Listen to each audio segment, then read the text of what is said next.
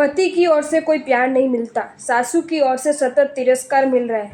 छोटे दो बच्चे भी मेरे सामने जवाब दे रहे हैं। ऐसी इच्छा होती है कि दोनों बच्चों को गोद में बिठाकर अग्नि स्नान कर लूं। कुछ भी समझ में नहीं आ रहा है। शोभना बहन, अभी एक जगह मैंने पढ़ा था कि जो मुमकिन है उसे जब नकारा नहीं जा सकता, तब संभावना की दृष्टि से को खोल देना चाहिए। ये बात सच है कि आपको प्यार चाहिए और आपको तिरस्कार मिल रहा है। ये बात सच है कि आपको प्रेम की भूख है और आपकी उपेक्षा हो रही है। ये बात सच है कि आपको ऊष्मा चाहिए और आपको घृणा मिल रही है। परंतु इसका अर्थ ये तो नहीं होता ना कि आपको अपनी संभावना के द्वार भी बंद कर देने चाहिए। क्या धैर्य रखो तो भी पति की ओर से प्यार मिलने की संभावना पर हमेशा के लिए पूर्ण विराम लग गया है? क्या आपकी सोच बदलो तो भी सासू जी की ओर से प्रेम मिलने की संभावना आपको स्वप्न जैसी प्रतीत होती है? क्या बच्चों के साथ आप थोड़ा प्यार भरा व्यवहार शुरू करो तो भी बच्चों के व्यवहार में सम्यक बदलाव आने की संभावना पर ताले लग गए? अरे जीवन को टिकाए रखना है, ये दृढ़ निर्णय करने के बाद भी आपकी सहन शक्ति में इजाफा करने की संभावना मुमकिन है नहीं? याद रखना, पल चाहे आवेश की होती है या उत्तेजना की होती है। यदि आप उसके अधीन नहीं होते तो बहुत बड़ी क्षति से आप उबर जाते हो, लेकिन यदि आप उसके अधीन होकर कोई अकार्य कर बैठते हो तो ऐसी भारी नुकसानी आपको झेलनी पड़ती है कि जिसकी भरपाई करने की भी सभी संभावना पर हमेशा के लिए पूर्ण विराम लग जाता है। एक महत्वपूर्ण बात आपको बताऊं, पति की ओर से मुझे प्यार नहीं मिलता, ये शिकायत बंद कर देकर आप पति को प्यार देना शुरू कर दो। सास की ओर से मुझे सतत तिरस्कार मिल रहा है, ये बात छोड़कर आप सास को प्रेम देना शुरू कर दो। छोटे दोनों बच्चे मुझे उल्टे मुंह जवाब दे रहे हैं, ये शिकायत बंद करके बच्चों को आप समझाना शुरू कर दो। मैं विश्वास के साथ कहता हूँ कि आपको जिस परिणाम का अनुभव होगा उसकी आपने कल्पना भी नहीं की होगी। दूध सबको जीवन देने में सफल नहीं भी होता, संपत्ति सबको प्रसन्न देने में सफल नहीं भी होती, तारीफ सबको खुश रखने में सफल नहीं भी होती, किंतु प्रेम प्रेम का सातत्य व प्रसन्न रखने में और मस्त रखने में किसके लिए फलदे नहीं बना, ये प्रश्न है।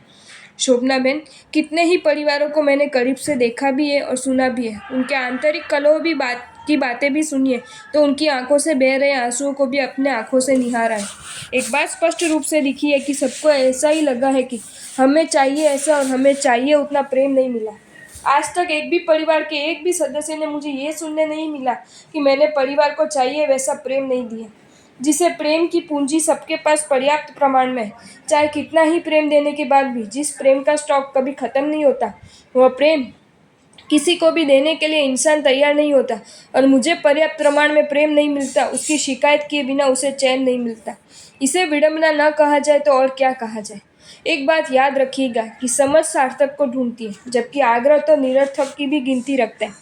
आप तो दो बेटों की माँ है ना। आपके पास यदि समझ की संपत्ति होती तो आप ये निरर्थक ही नहीं, नुकसानदेह ही नहीं, किंतु जिसकी कल्पना करने में भी हृदय कांप उठे, ऐसे दोनों बच्चों को गोद में बिठाकर अग्नि स्नान कर लूं कि सच को मन में स्थान न दे पाए होते।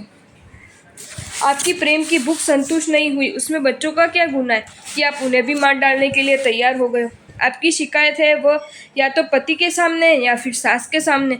उसमें बच्चों को जिंदा जला देने की बात कहाँ से आती है? अपेक्षा, आग्रह और आवेश का शिकार आप हुए हो, उसकी सजा बच्चों को देने का आपका क्या अधिकार है?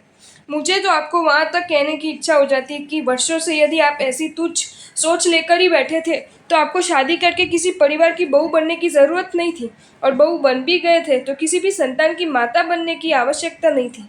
वरण प्यार का महासागर, यही जिसकी एकमात्र पहचान है, सहनशीलता की मूर्ति, यही जिसकी एकमात्र जीवन शैली है, एकता, समाधान, संस्कार और सद्भाव का जीवित मंदिर, यही जिसकी एकमात्र छवि है, उस मातृत्व को प्राप्त कर चुके आप बच्चों को जला देने के साथ खुद जलकर